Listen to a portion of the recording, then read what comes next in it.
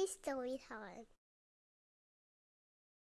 Puddle Lane, Mrs. Pitter-Patter and the Magician by Sheila McCullagh. Mrs. Pitter-Patter lived at one end of Puddle Lane. Mrs. Pitter-Patter was always telling everyone else what they ought to do. One day, Mrs. Pitter-Patter went out. The sun was shining and the sky was blue. Mrs. Pitter-Patter went up the lane.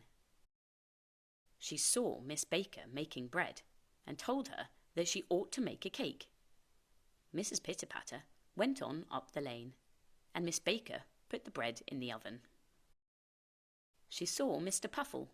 Mr. Puffle was painting his door green, and she told him that he ought to paint it white. Mrs. Pitter-Patter went on up the lane, and Mr. Puffle opened another tin of green paint.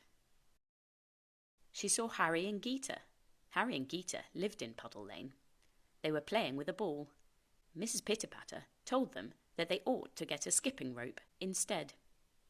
"And you mustn't play in the lane," Mrs. Pitter-Patter said.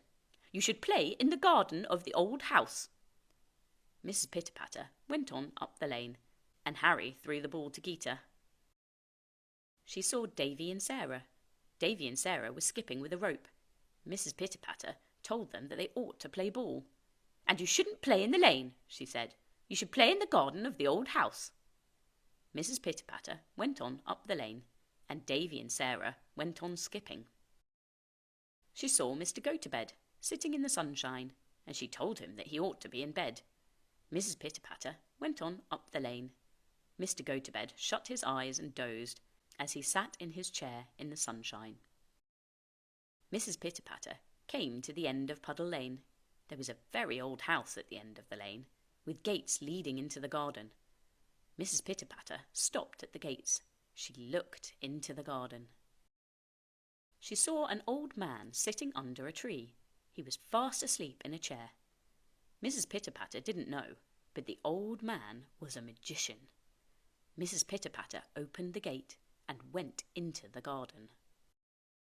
Mrs. Pitter-Patter went up to the magician. "You shouldn't be fast asleep at this time of day," she said. "Wake up and do something." The magician woke up. He looked at Mrs. Pitter-Patter. "What do you want me to do?" he asked. "Anything useful," said Mrs. Pitter-Patter. "Very well, I will," said the magician. "I'll do something very useful." And he snapped his fingers. The very next moment, Mrs. Pitter-Patter found herself getting smaller. "Oh dear! Oh dear!" cried Mrs. Pitter-Patter.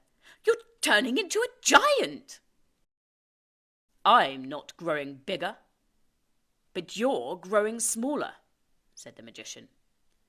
Mrs. Pitter-Patter was so small by this time that the magician picked her up and held her in his hand so that he could talk to her. "Put me down! Put me down!" cried Mrs. Pitter-Patter. "If I put you down, will you go away and not bother me?" said the magician. "I'll go away. I'll never come back," said Mrs. Pitter-Patter. So the magician put Mrs. Pitter-Patter down on the grass, and she ran through the grass to the gate. She went under the gate and out into Puddle Lane. But the moment she was safely back in Puddle Lane, Mrs. Pitter-Patter was herself again. She was just as tall as she wanted to be. Mrs. Pitter-Patter ran down the lane. She wanted to get home as fast as she could. She met Harry and Geeta, Davy and Sarah. They were all playing in the lane. "Play in the lane if you like," said Mrs. Pitter-Patter, "but never, never, never go into the garden of the old house." And she ran home to make herself a cup of tea.